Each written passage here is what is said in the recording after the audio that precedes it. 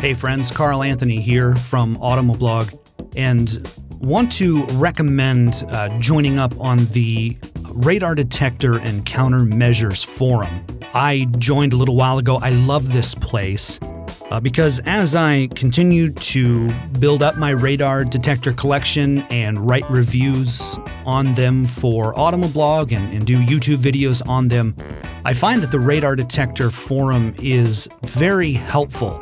There's a lot of people on there that have a ton of experience with radar detectors, with dash cams, and other types of countermeasures. There's a general discussion area on the forum, and then you can also go in individually. So say if you have a Uniden radar detector, or a Redenzo, or an Escort, or a Cobra radar detector, you can go into individual threads. You can ask questions, and you can hear from people that have been doing this stuff a long time. The Radar Detector and Countermeasures Forum. I'm going to leave a link below, and I will look forward to seeing you there.